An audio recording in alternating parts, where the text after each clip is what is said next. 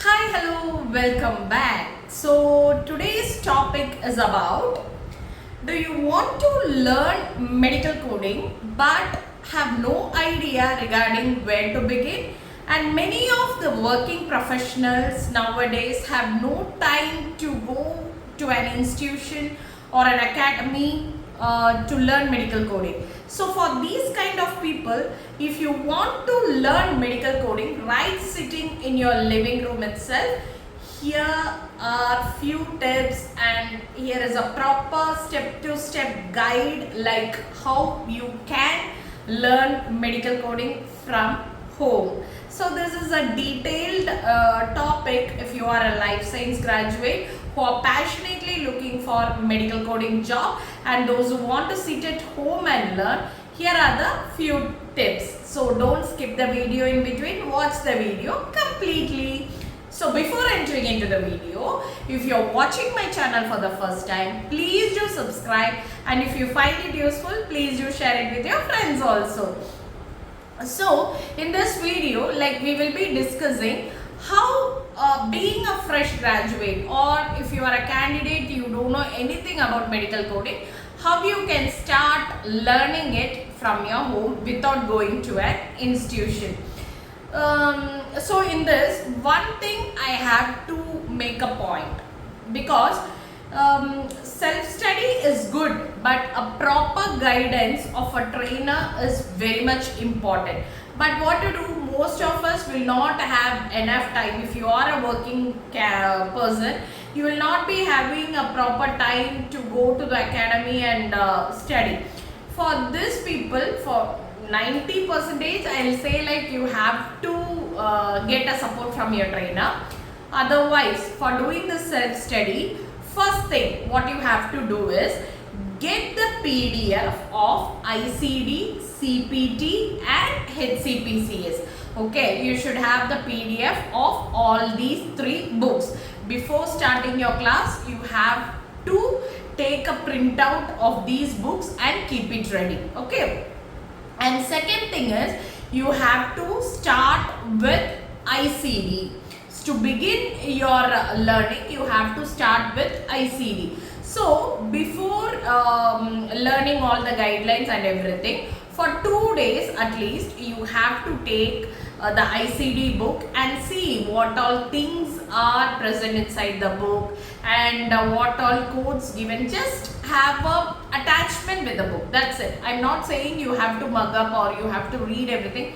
Nothing like that. Take the book, turn the pages and see how the book is looking like and what all things are included in that. You have to be user friendly with your book because it's a huge book. So whenever if you are taking that book for studying immediately, no, you will feel difficult and your mind will automatically hesitate. To avoid all these things, I'm telling you, you just take the book and for 2 days you just turn over the pages and see what all contents are given, how we can use this book, like that. Simply you have a review on that. Okay. And from the third day onwards, you should start from the basic. Okay. So just in my YouTube channel, I have added all the ICD guidelines. If you need, you can watch it, and if you find it easy, you can follow this, or else other YouTube channels have also added this guidelines and all. So you can go through those guidelines first. Okay. Don't rush up. You can starting with ICD, you have to go very slow, because again I'm telling, you're doing it alone. You're not taking any help of the trainer, no. That's why you have to read each guideline and you have to understand each and every guideline. So after studying daily, you can do 1 or 2 chapters, okay, with the help of YouTube videos, or you can read and see everything. And then after completing each chapters, you have to do practice papers.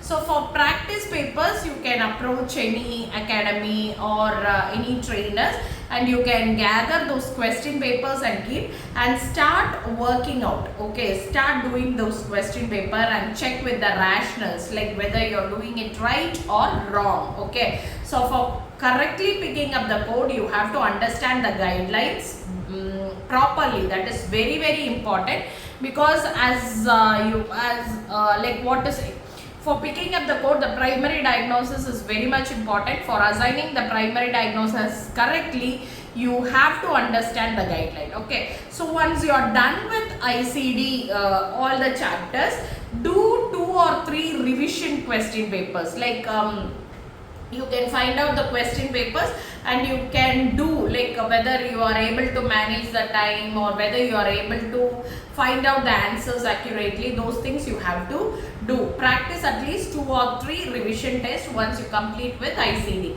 Second, you have to, once you are very clear with ICD, then only move on with CPT part. Don't mix up everything. You will get confused and you won't understand anything also.